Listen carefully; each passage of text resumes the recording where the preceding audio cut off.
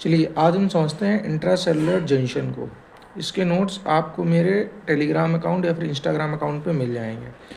तो intracellular junction एक specialised structures होते हैं जो कि एडजेसेंट सेल्स को कनेक्ट करते हैं या फिर सेल्स को एक्स्ट्रा सेलुलर मैट्रिक्स से कनेक्ट करते हैं। तो सबसे पहले हम समझते हैं टाइट जंक्शन को। टाइट जंक्शन जो है वो मेनली पाए जाते हैं हमारे स्किन की एपिथेलियम में। इसकी जगह ये जो है एंडोथीलियल सेल्स या फिर ब्लड ब्रेन बैरियर में भी पाए जा सकते हैं। ठीक है, ये है हमारा टाइट जंक्शन इस डायग्राम में। अब हम समझते हैं कि इसमें कौन कौन सी प्रोटीन्स जो है वो इन्वॉल्व होती हैं। तो मेनली इसमें क्लॉडिन और ऑक्यूलिडिन प्रोटीन्स जो है वो इन्वॉल्व होती हैं और इसमें कुछ जंक्शनल एडिशन मॉलिक्यूल्स भी होते हैं। इनका मेनली जो है वो फंक्शन क्या होता है टाइट जंक्शन का, कि ये जो है मॉलिक्यूल्स को जो है पेनिट्रेट करने से रोकते हैं। जैसे कोई भी मॉलिक्यूल है तो वो इस सेल से इस सेल में ना जा पाए। ठीक है, तो ये इसको स्टॉप करते हैं। सेकंड काम इनका क्या है, सिग्नल ट्रांसडक्शन का, मतलब ये किसी भी मैसेज को अंडरस्टैंड करते हैं और फिर उसके हिसाब से जो है एक्शन लेते हैं। नेक्स्ट हम समझते हैं एड्रेनेट जंक्शन को। तो एड्रेनेट जंक्शन जो होते हैं वो हमारी लेटरल सरफेस में पाए जाते हैं बिलो द टाइट जंक्शन। ठीक है, तो ये टाइट जंक्शन के नीचे पाए जाते हैं। ठीक है, और ये एक्टिन साइटोस्केलेटन से लिंक्ड होते हैं। यहाँ हम देख सकते हैं कि एक्टिन साइटोस्केलेटन से लिंक्ड है। इनकी जो है परमिएबिलिटी, इसमें इंटरमीडिएट परमिएबिलिटी पाई जाती है। जैसे कि टाइट जंक्शन है उसमें कोई भी उससे जो है उसके थ्रू कोई भी मॉलिक्यूल पास नहीं हो सकता क्योंकि इसकी जो परमिएबिलिटी है वो बिल्कुल ही जीरो है। बट इसमें जो है एड्रेनेट जंक्शन में इंटरमीडिएट परमिएबिलिटी होती है। इसमें मेनली जो प्रोटीन्स पाए जाते हैं वो कैडरिन और कैटेनिन्स होते हैं। ठीक है, इनका जो फंक्शन होता है वो होता है इंट्रासेलुलर सिग्नलिंग का, मतलब दो सेल्स के बीच में सिग्नलिंग करना, और regulation of gene expression. Next हम समझते हैं गैप जंक्शन को।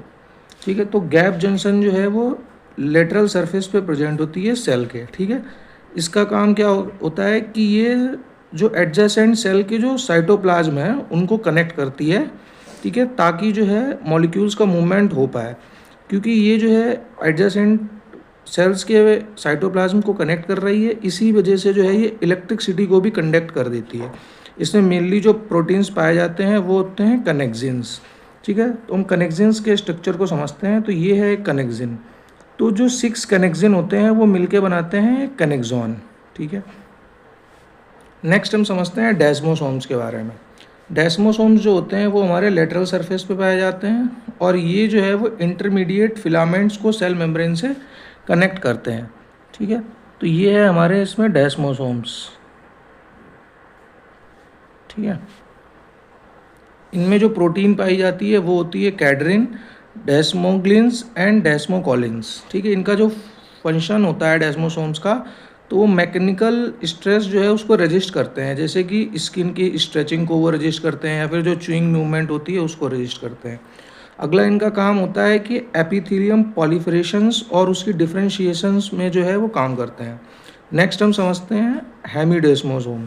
ठीक है, तो ये है जो हेमीडेस्मोसोम्स होते हैं ये इनकी बेसमेंट मेम्ब्रेन में जो है वो पाए जाते हैं। ठीक है, क्योंकि इनका नाम ही हेमीडेस्मोसोम्स है तो हम इनको हाफ डेस्मोसोम्स भी बोल सकते हैं। मेनली जो इसमें प्रोटीन पाई जाती है वो होती है इंटीग्रिन, और जो इसका फंक्शन होता है वो होता है मैकेनिकल स्टेबिलिटी को मेंटेन करना। ठीक है, इसमें एक डिसऑर्डर होती है जिसको हम बोलते हैं बैलेस पेम्फिगॉइड।